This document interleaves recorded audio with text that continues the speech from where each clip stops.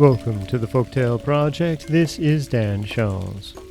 This week I'm bringing you stories from California and the West, and today we have another creation story, mostly because, well, those are some of my favorites. This story comes from the Pima people of central Arizona, and I always find it interesting to hear how different groups have decided the world began.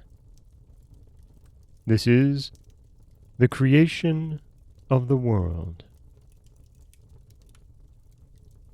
In the beginning, there was nothing at all except darkness. All was darkness and emptiness. For a long, long while the darkness gathered until it became a great mass. Over this the spirit of Earth Doctor drifted to and fro like a fluffy bit of cotton in the breeze. Then Earth Doctor decided to make for himself an abiding place. So he thought within himself, "Come forth, some kind of plant." And there appeared the creosote bush. He placed this before him and set it upright. But it at once fell over.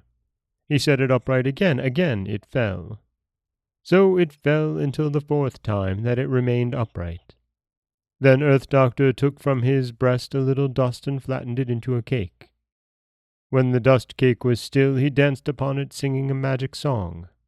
Next, he created some black insects which made black gum on the creosote bush.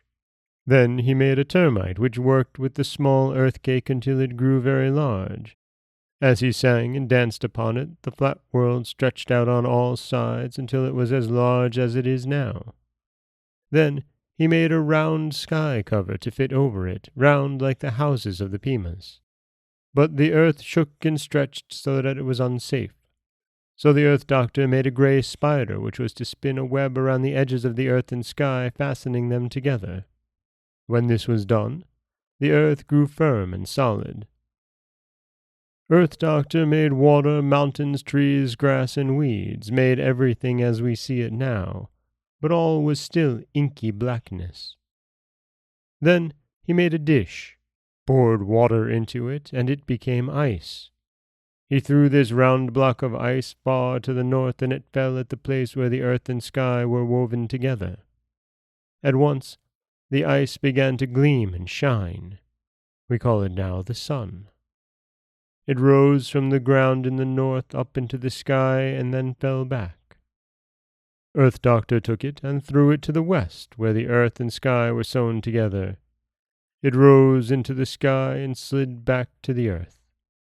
Then he threw it far to the south, but it slid back again to the flat earth.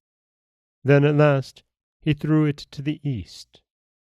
It rose higher and higher in the sky until it reached the highest point in the round blue cover and began to slide down on the other side.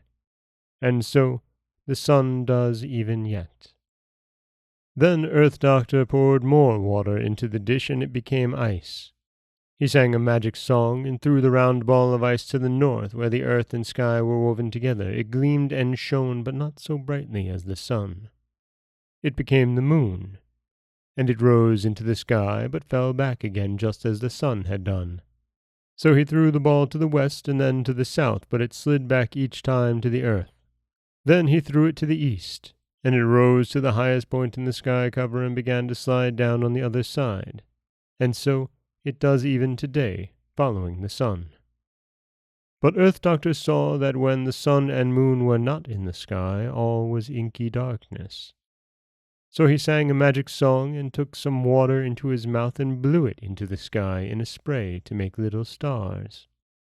Then he took his magic crystal and broke it into pieces and threw them into the sky to make the larger stars. Next he took his walking stick and placed ashes on the end of it. Then he drew it across the sky to form the Milky Way. So Earth Doctor made all the stars. And that is the creation of the world according to the Pima. And, these are really, really wonderful tales telling of how the earth, the sky, the sun, the moon were created. And it's wonderful to see how each of the different peoples all around the world do this.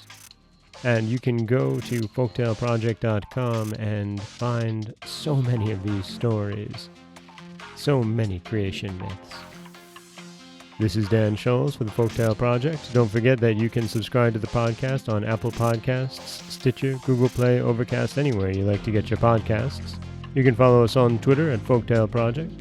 You can find us on Auto Radio, TuneIn Radio, iHeartRadio, Spotify, anywhere you like to listen.